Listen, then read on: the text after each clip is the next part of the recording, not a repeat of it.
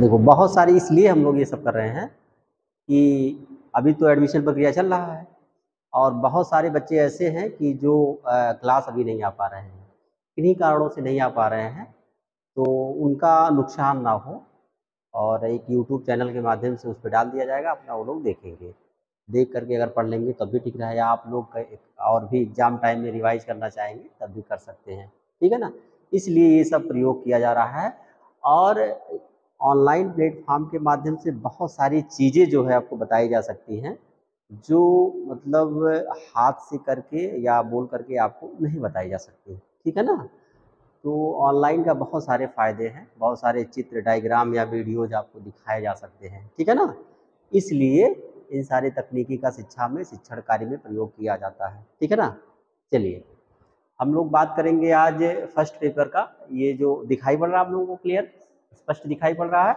चलिए, जो हमारा फर्स्ट पेपर है, ये है फंडामेंटल ऑफ ज्योग्राफी, ठीक है ना? तो जो पहला प्रश्न पत्र आप लोगों का है फंडामेंटल ऑफ ज्योग्राफी है और सेकंड प्रश्न पत्र है आपका फिजिकल ज्योग्राफी, जिसे हम भौतिक भूगोल के नाम से जानते हैं। पहले बात हो चुकी है, कुछ बातें आप लोगों से हुई है ना बात आप लोगों से, एक क्लास में बात आप लोगों से हुई है। तो सबसे पहले अगर किसी चीज़ की चर्चा करने, कोई विषय वस्तु पढ़ने से पहले थोड़ा सा हम ये देख लेते हैं ना कि आपका पाठ्यक्रम क्या है, सिलेबस क्या है आपका, ठीक है? क्योंकि सिलेबस इसलिए आपको दिया जाता है कि आप लोग एक बध के रहें, ठीक है ना? नहीं तो पढ़ाई का जो क्षेत्र है बहुत विस्तृत है, ठीक है ना? या भूगोल का भी जो क्षेत्र है बहुत विस्तृत है। आपको इसीलिए एक सिलेबस में बाँधा जाता है कि आप इसी के अनुसार जो है आप अध्ययन करिए और इसीलिए जब उसी अनुसार आप अध्ययन करेंगे तो फिर आपको जब आपकी परीक्षा ली जाएगी तो उसी को ध्यान में रखते हुए आपसे परीक्षा ली जाएगी, ठीक है ना? तो सबसे पहले हम लोग आपसे बात करेंगे कि क्या नाम है आपका, जो सिलेबस क्या है आपका, जो सिलेबस है। देखिए, ये आपका जो है बीए फर्स्ट ईयर का सिलेबस है, फर्स्ट पेपर का, फर्स्ट सेमेस्टर का फर्स्ट पेपर का। इसको 4 यूनिट्स में बांटा गया। कितने यूनिट्स में बांटा गया है? 4 यूनिट्स में बांटा गया है, जिसमें सबसे जो फर्स्ट यूनिट है हम लोगों का वो है, आ जाओ आ जाओ आ जाओ बैठ जाओ। जो फर्स्ट यूनिट है, सबसे पहले अगर किसी विषय वस्तु को पढ़ने के लिए या किसी विषय का जब हम अध्ययन करते हैं तो सबसे पहले हम ये देखते हैं कि आखिर वो विषय आया कैसे, कहाँ से आया, उस विषय का अर्थ क्या है, कितने विद्वानों ने उस विषय में काम किया है, कितने विद्वानों ने उस विषय में काम किया है और उसका विषय क्षेत्र क्या है, उसका उद्देश्य क्या है, उसका महत्व क्या है, उसकी प्रासंगिकता क्या है। इन सारी चीज़ों को जो है हम लोग सबसे पहले अध्ययन करते हैं। इसीलिए सबसे पहले आप बीए प्रथम वर्ष में प्रवेश लिए हैं और भूगोल विषय का जो आपका पहला प्रश्न पत्र रखा गया है, basic fundamental of geography. Fundamental का मतलब होता है कि सामान्य जानकारी क्या है आपका। सबसे पहले आपको भूगोल विषय से संबंधित आपको सामान्य जानकारी के बारे में जानकारी दिया जाएगा या जानकारी के बारे में आपको बताया जाएगा, ठीक है ना? बैग आप रख दीजिए, बैग ही रख दीजिए। क्यों आप इतना लोड जो है शरीर पे लेके चल रहे हैं? बहुत ज़्यादा लोड शरीर के लिए ठीक नहीं है, ठीक है ना? एकदम आराम से बैठिए, रिलैक्स होके बैठिए, ठीक है ना? और अपना नोटबुक और पेन आपके हमेशा हाथ में होना चाहिए, ठीक है ना? वो नहीं कि जब कोई चीज़ महत्वपूर्ण बिंदु आपको बताया जा रहा हो तो फिर आप उसको निकालिए, ठीक है ना? क्योंकि सिलेबस आपके सामने है तो सिलेबस आपके पास हमेशा होना चाहिए। ये आपको नोट, चूँकि ये अंग्रेजी भाषा में जो है सिलेबस आपका है तो इसको हिंदी में भी हम आपको जो है बताएंगे कि क्या आपका ये हो सकता है, इसका मतलब क्या हो सकता है। जो आप लोग नहीं समझ पाएंगे, ठीक है ना, उसको बेझिझक आप लोग पूछ लीजिएगा। देखिए, तो फर्स्ट यूनिट के बारे में अगर हम सिलेबस पे अगर हम बात करें तो फर्स्ट यूनिट में सबसे पहले क्या लिखा है, दिखाई पड़ रहा है? मीनिंग, डिफिनेशन, नेचर, ठीक है ना? मीनिंग का मतलब क्या होता है, अर्थ क्या है। मीनिंग का मतलब क्या होता है, अर्थ। तो सबसे पहले कोई भी विषय का जब अध्ययन हम प्रारंभ करते हैं तो सबसे पहले उसका अर्थ जानने का प्रयास करेंगे। हालांकि अभी हम बाद में इसको पढ़ेंगे, हम लोग इसके बारे में बढ़िया से जो है एक एक टॉपिक उठा करके अध्ययन करेंगे उसका। सबसे पहले किसी विषय वस्तु का हम लोग अर्थ जानने का प्रयास करते हैं, ठीक है ना। तो सबसे पहले हम लोग मीनिंग के बारे में देखेंगे, अर्थ के बारे में देखेंगे। फिर डिफिनेशन है। डिफिनेशन का मतलब ये होता है परिभाषा, कि उस विषय वस्तु से संबंधित किन किन विद्वानों ने, उस विषय से संबंधित जो विद्वान हैं, किन किन विद्वानों ने कैसा अपना कितना अध्ययन किया है, क्या परिभाषाएं दी हैं, और उन परिभाषाओं का मतलब क्या है, उसके बारे में हम लोग जानेंगे और सीखेंगे, ठीक है ना। नेचर, नेचर क्या है, विषय का प्रकृति क्या है, कैसा है वो विषय, ठीक है ना, इसके बारे में देखेंगे। स्कोप क्या है, एंड अप्रोचेज, उपागम विधियां क्या है, इसकी उद्देश्य क्या है इसका, ठीक है ना, इसका उद्देश्य क्या है। भूगोल का हर चीज का एक उद्देश्य होता है ना, कोई एक विषय अगर है तो उसका उद्देश्य होगा, तो उद्देश्य क्या है उसका, उसका जो है उपागम विधियां क्या है, भूगोल में उपागम विधियां क्या है, इसके बारे में हम लोग देखेंगे। ऑब्जेक्टिव्स है एंड रिलेवेंस क्या है, इस विषय वस्तु का जो है महत्व क्या है, ठीक है ना, रिलेवेंस क्या महत्व है, ठीक है ना। उसके बाद में basic concept of geography, basic concept of geography, भूगोल की जो सामान्य अवधारणाएं हैं उनके बारे में हम लोगों को अध्ययन करना है। भूगोल की सामान्य अवधारणाओं के बारे में लिखा, जो आप अंग्रेजी में शब्द ना समझ पाए, हिंदी उसका हम बोल रहे हैं ना, तो उसको आप लोग नोट कर लीजिए एक जगह कहीं, जिससे आपको समझने में आसानी हो या बाद में कोई दिक्कत ना हो, ठीक है ना। तो ये भूगोल की सामान्य अवधारणाएं। देखिए एक नेक्स्ट पॉइंट है आपका branches of geography, branches of geography के बारे में हम लोगों को अध्ययन करना है कि भूगोल की शाखाएं क्या हैं, भूगोल की शाखाएं कितनी हैं, क्या हैं, कौन सी शाखाएं हैं, उनके बारे में हमको अध्ययन करना है। आगे हम लोग शाखाओं के बारे में पढ़ेंगे कि भूगोल को मुख्य रूप से 2 भागों में बांटा जाता है, एक भौतिक भूगोल, एक मानव भूगोल। और भौतिक भूगोल की कुछ शाखाएं हैं और मानव भूगोल की भी कुछ शाखाएं हैं। आगे भी उनकी सब उप शाखाएं भी हैं, उनके बारे में हम लोग एक एक करके अध्ययन करेंगे। आगे ये सारी चीजें आपको मिलेंगी, चैप्टर वाइज मिलेंगी, टॉपिक वाइज मिलेंगी आपको, ठीक है ना। अब डुअलिज्म इन ज्योग्राफी, भूगोल में द्वैतवाद, भूगोल में द्वैतवाद आगे आप लोगों को पढ़ने को मिलेगा बाद के बारे में, जैसे भौतिक भूगोल बनाम मानव भूगोल, ठीक है ना। इस तरीके के बहुत सारे बाद आपको देखने को आगे मिलेंगे, पढ़ने को मिलेंगे, ठीक है ना। तो ये रहा आपका जो बेसिक मतलब कॉन्सेप्ट आपका है, जो भूगोल में पहले यूनिट में आपको पढ़ने के लिए उसको मिलेगा आपको, ठीक है ना। अब नेक्स्ट यूनिट हम देखते हैं, सेकेंड यूनिट में क्या है, किस चीज पे बात की जानी है आपसे, ठीक है ना। तो जो सेकेंड यूनिट है आपने, उसमें आप लोग सबसे पहले देख रहे होंगे कि the physical dimension in geography, the physical dimension in geography, ठीक है ना। भूगोल का जो भौतिक आयाम है, भूगोल का जो भौतिक आयाम है उसके बारे में हम लोग बात करेंगे। क्या क्या है भौतिक आयाम भूगोल का, आगे हम लोग देखेंगे। द यूनिवर्स के बारे में है, यूनिवर्स का नाम सुना आप लोगों ने, द यूनिवर्स के बारे में। ब्रह्मांड एक शब्द है, कौन सा शब्द है, ब्रह्मांड। ब्रह्मांड के बारे में भी हम लोगों को सीखने को मिलेगा कि फिर ब्रह्मांड है क्या चीज, किसे कहते हैं ब्रह्मांड, ब्रह्मांड में कौन क्या क्या चीजें पाई जाती हैं, इसके बारे में हम लोग अध्ययन करेंगे आगे, ठीक है ना। नेक्स्ट पॉइंट उसका हम लोग जस्ट पढ़ेंगे जो ब्रह्मांड से ही रिलेटेड है, दी सोलर सिस्टम। दी सोलर सिस्टम हमारा जो सौर्य तंत्र है, सौर्य तंत्र का मतलब जो सूरज है ना, सूर्य जानते हैं ना, सूर्य का क्या सिस्टम है, इसके बारे में हम लोग इसके बारे में अध्ययन करेंगे, ठीक है ना। उसमें जो है जो ग्रह है, उपग्रह है, तमाम चीज़ों के बारे में हम लोग जब हम लोग यूनिवर्स पढ़ेंगे, सोलर सिस्टम पढ़ेंगे, इन सब चीज़ों के बारे में हम लोग अध्ययन करेंगे, ठीक है ना। नेक्स्ट है द अर्थ मूवमेंट, मतलब जो पृथ्वी की है उसकी जो घूर्णन गतियां हैं, इसके बारे में हम लोग अध्ययन करेंगे।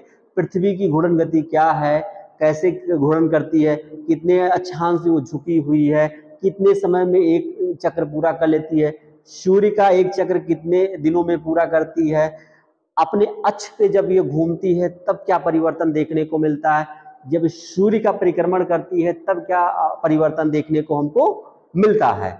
इन सारी चीजों के बारे में हमको पता चलेगा किससे, द अर्थ मूवमेंट से, जो है पृथ्वी की जो घूर्णन गति है इससे हमको यह पता चलेगा।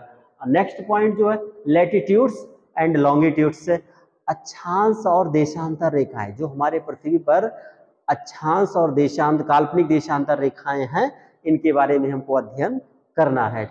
अक्षांश रेखाएं कितनी होती हैं, देशांतर रेखाएं कितनी होती हैं, अक्षांश रेखाओं के माध्यम से हम किन चीजों का अध्ययन करते हैं, देशांतर रेखाओं के माध्यम से हम किन चीजों का अध्ययन करते हैं, इन सारी चीजों के बारे में हम लोग अध्ययन करेंगे। ठीक है, अब देखिए नेक्स्ट पॉइंट जो लास्ट है इस सेकेंड यूनिट का, क्या है, एंड द टाइम कैलकुलेशन।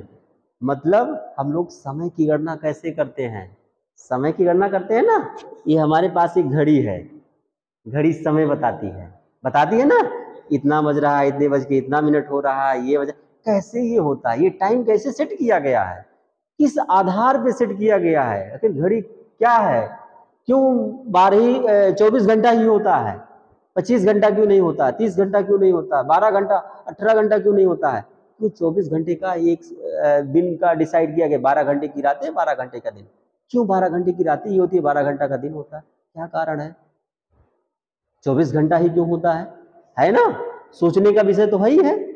तो देखेंगे ये गुत्थी जो है ना अभी जो सुलझी नहीं है, आप लोगों के स्तर से अभी सुलझी नहीं है, लेकिन हम लोग क्या करेंगे, इसको इस क्लास के माध्यम से, पता आप लोगों को, अगर नहीं पता है, पता है तो बहुत अच्छी बात है, नहीं पता है तो हम लोग इस गुत्थी को सुलझाने का प्रयास करेंगे कि आखिर समय क्या है, उसकी गणना कैसे की जाती है। ठीक है ना, ये चीज है the physical dimension in geography में हम लोग जो भौतिक चीजें हैं, यूनिवर्स, सोलर सिस्टम और आपका लैटिट्यूड, लॉन्गिट्यूड या फिर टाइम कैलकुलेशन के बारे में हम लोग अध्ययन करेंगे। समझ में आ रहा है?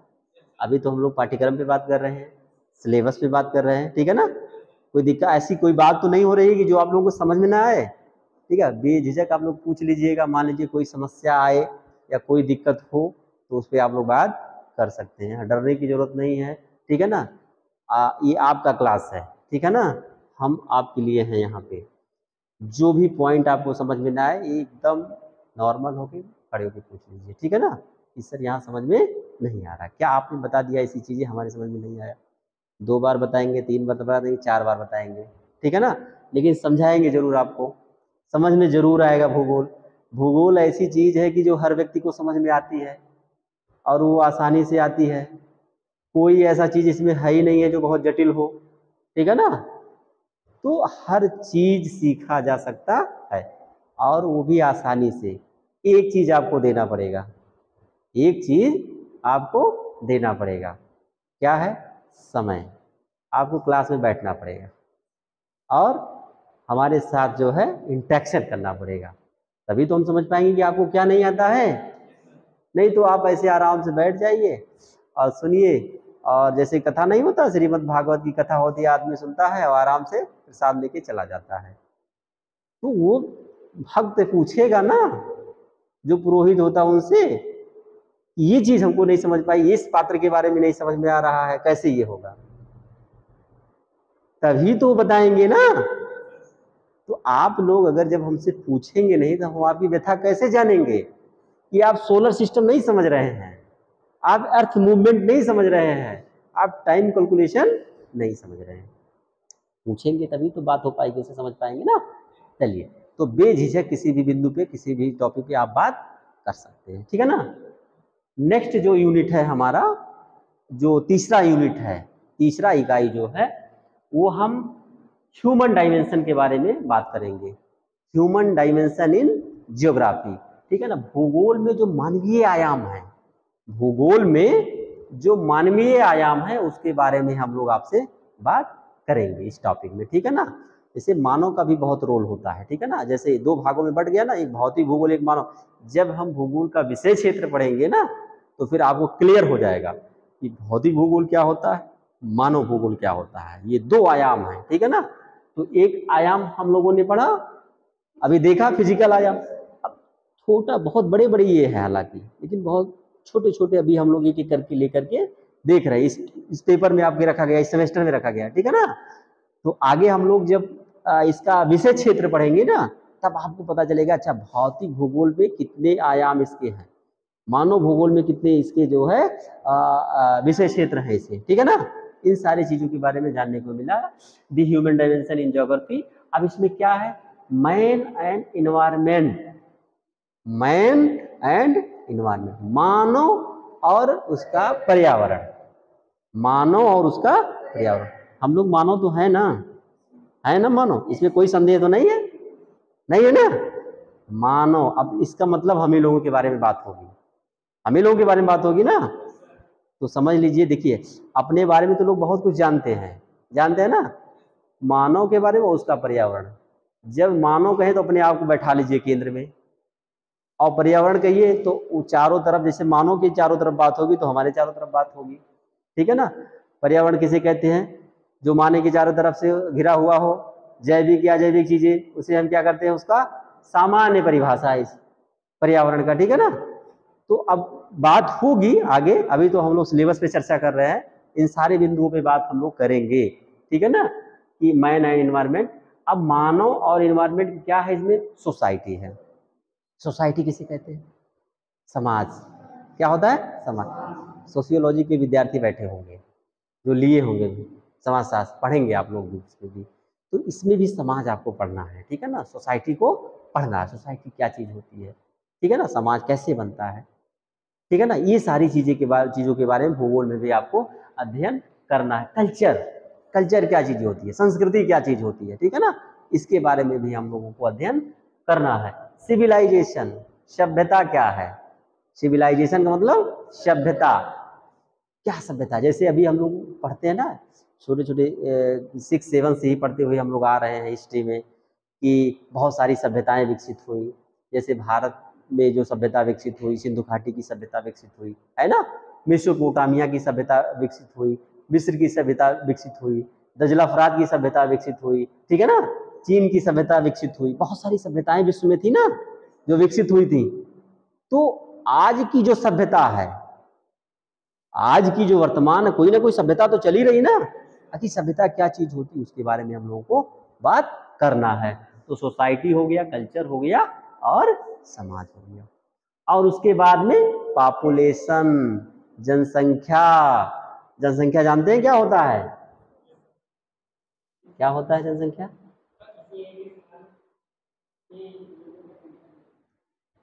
जनसंख्या, जन मतलब क्या होता है, लोग। इसको तोड़ दीजिए, कि कोई शब्द अगर ना समझ में आपको आए तो उसको विच्छेद कर दीजिए, 2 भागों में काट दीजिए, एक इधर कर दीजिए, एक इधर कर दीजिए। अब इसका अर्थ निकालिए और फिर इसका निकालिए। 2 भागों में टूट गया जनसंख्या। जन का मतलब होता है लोग, व्यक्ति, ठीक है ना, और संख्या मतलब गणना, गिनती। जब लोगों की गिनती होती है ना, तो उसे जनसंख्या कहते हैं। अब उसमें बहुत सारे उसके आयाम होते हैं जनसंख्या के, उस पर भी बात हम लोग करेंगे, क्या क्या होते हैं, जब टॉपिक में आपके आएगा तो बात होगी उस विषय पे, ठीक है ना।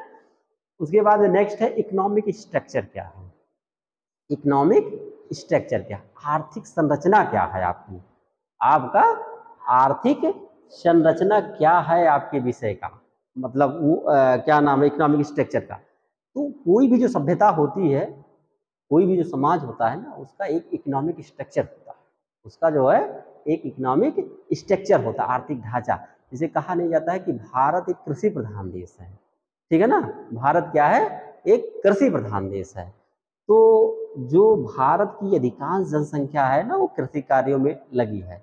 तो कार्यों की संरचना के आधार पर जो है, जो आर्थिक ढांचा है, उसको कई भागों में विभाजित किया गया है, कई वर्गों में इसको विभाजित किया गया है। इसे प्राथमिक सेक्टर, द्वितीय सेक्टर और तृतीय सेक्टर, ये सब बातें होंगी आपसे जब टॉपिक आएगा, ठीक है ना।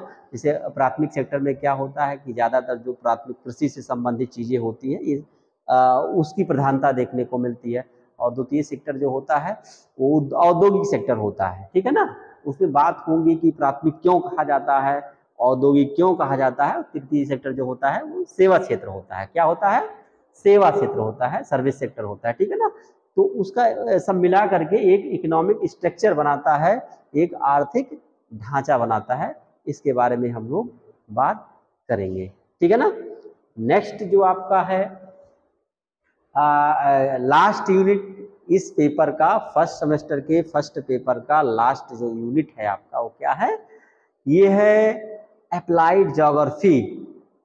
अप्लाइड ज्योग्राफी जो वर्तमान समय में है वो क्या हो रहा है इसके बारे में। अब देखिए उसमें क्या क्या चीजें हैं कि recent trend in geography, recent trend in geography, भूगोल में जो वर्तमान ट्रेंड है वो क्या है, क्या चल रहा है, ठीक है ना, उसके बारे में हमको अध्ययन करना है। अब देखिए मॉडर्न कॉन्सेप्ट इन ज्योग्राफी, जो भूगोल के आधुनिक आयाम है, अवधारणा है, जो आधुनिक अवधारणा भूगोल में नई नई तकनीकी जो हैं वो क्या क्या है, ठीक है ना, उसके बारे में हम लोगों को देखना है, पढ़ना है, जानना है।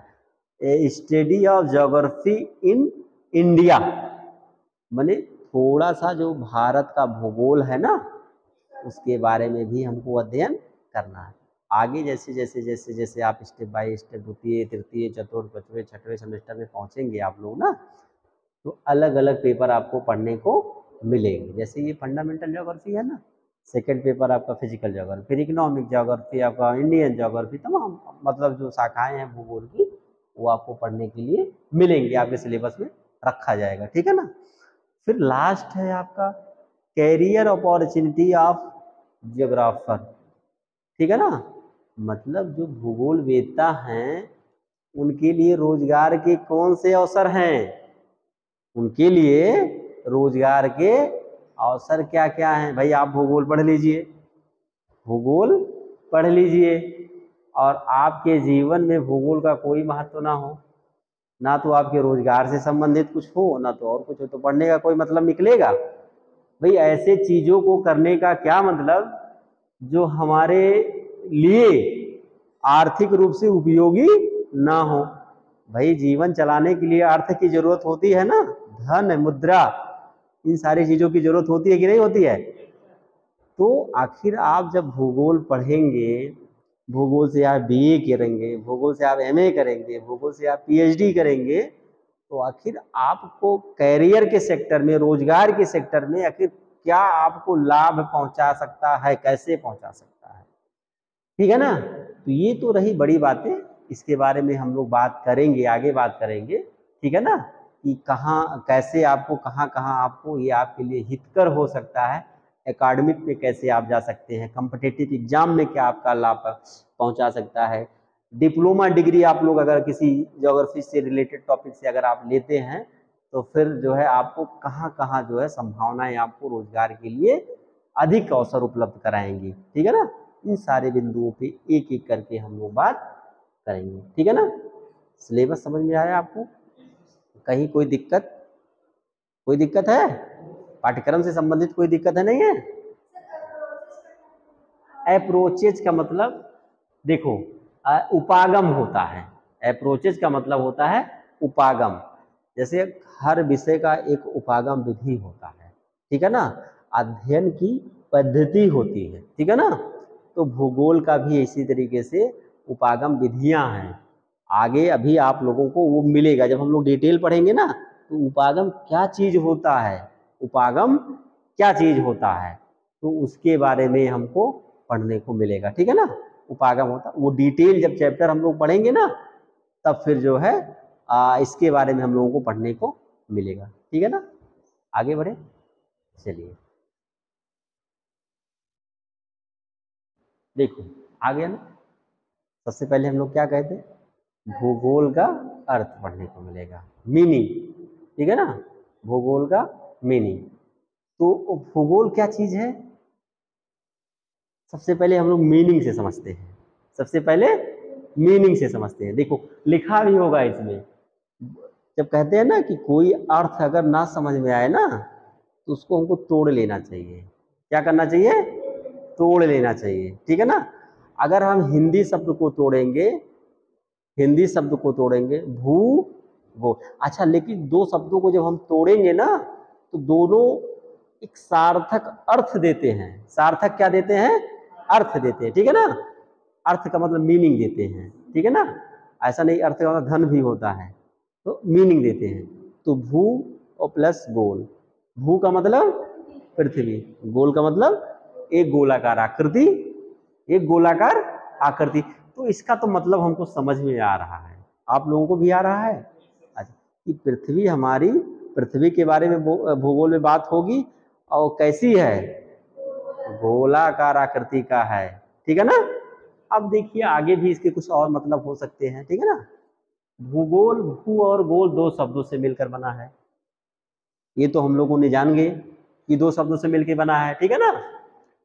जिसमें भू का अर्थ होता है पृथ्वी, देखिए आ गई ना बात, भू का मतलब होता है पृथ्वी और गोल का अर्थ होता है पृथ्वी का जो गोलाकार आकृति है, ठीक है ना।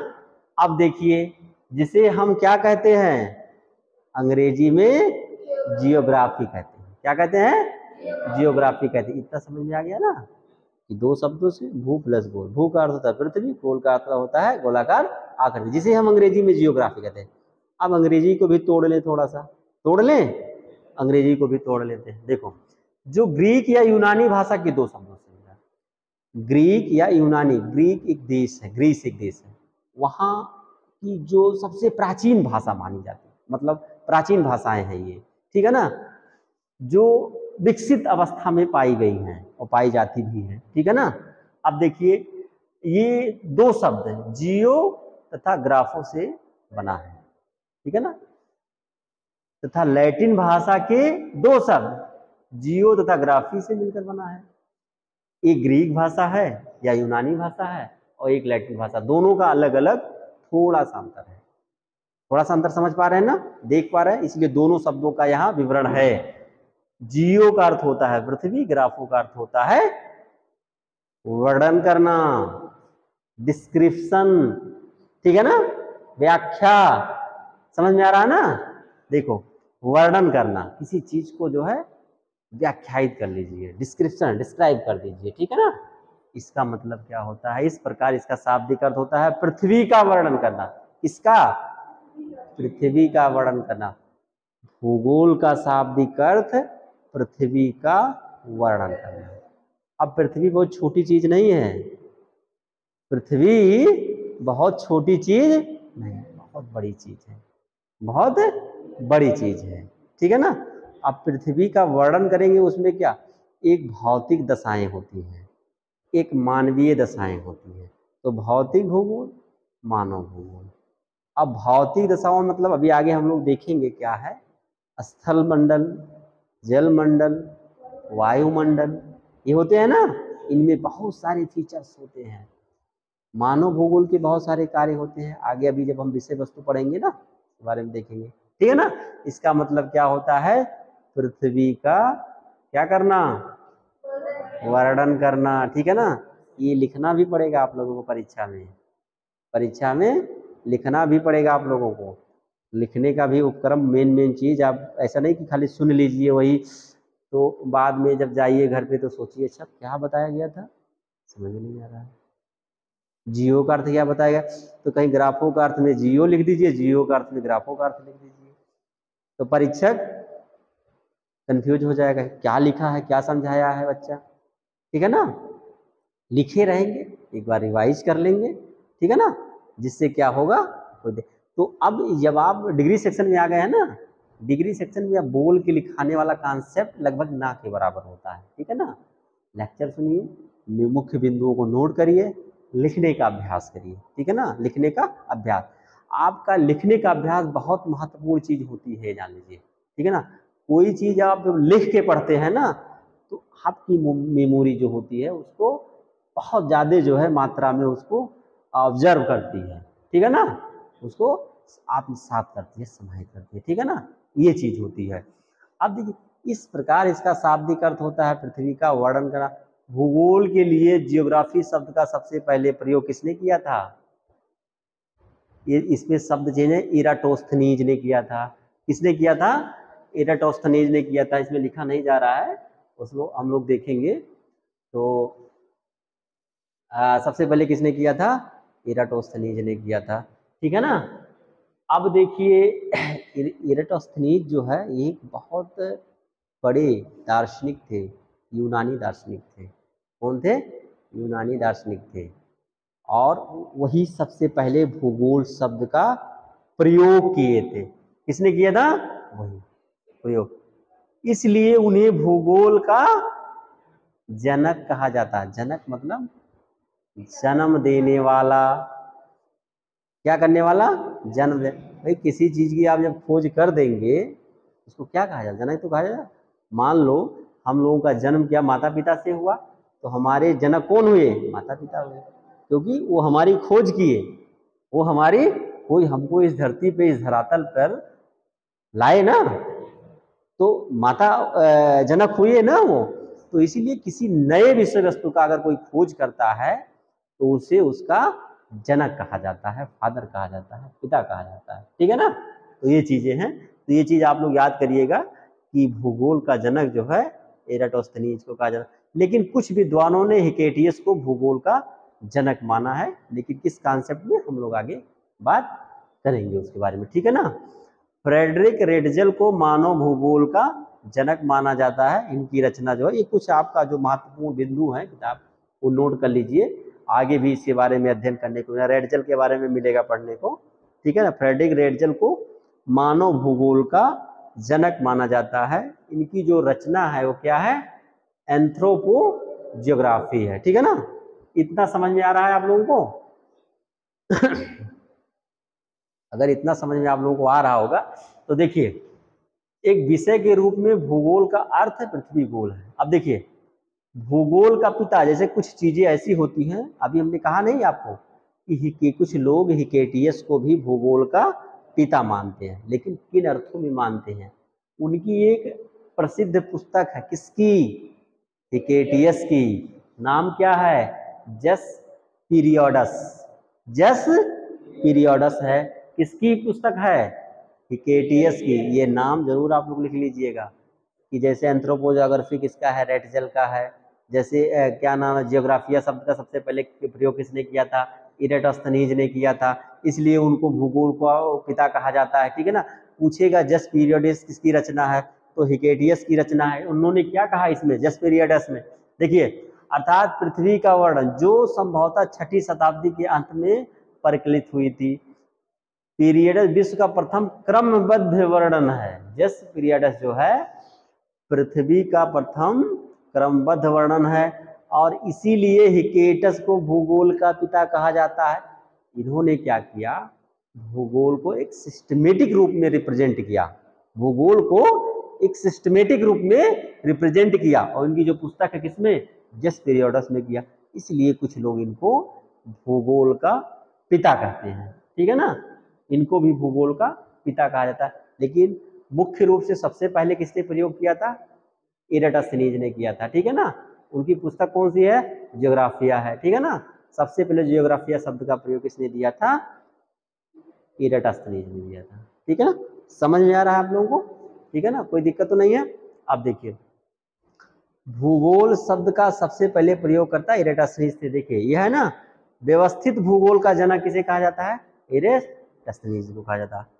अब देखिए, ये तो रहा आपका जो सामान्य परिचय है, भूगोल का सामान्य परिचय।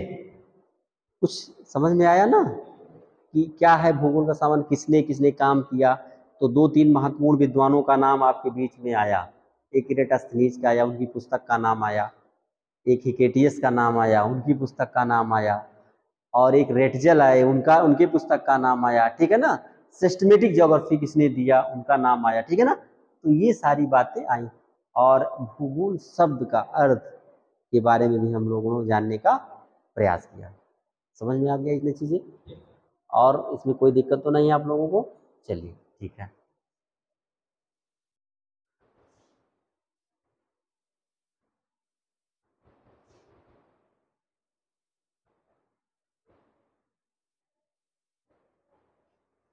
देखो, कुछ इसमें और भी चीजें हैं कि जब भूगोल शब्द का सबसे पहले प्रयोग हम लोगों ने देखा ही, व्यवस्थित भूगोल का जनक किसे कहा जाता है?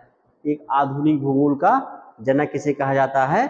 हमबोल्ट महोदय हैं, एक भूगोलवेत्ता है। कुछ चीजें जैसे फैक्ट चीजें होती हैं जो आप सबको जानना चाहिए, आगे भी पढ़ने को मिलेगा, तो ये चीजें जो है आपको पता होनी चाहिए कि क्या नाम है, भूगोल का पिता किसे कहा जाता है, आधुनिक भूगोल का पिता क्या किसे कहा जाता है, मानव भूगोल का पिता किसे कहा जाता है, ये सारी चीज़ें आगे भी आपको जानने को मिलेंगी। आज भी कुछ चीज़ें आपको जानने को मिल रही हैं, तो पॉइंट वाइज आपको उसको नोट करते रहना है, उसको पढ़ते रहना है, ठीक है ना, जानते रहना है। देखो अब क्या है नेक्स्ट टॉपिक आपका,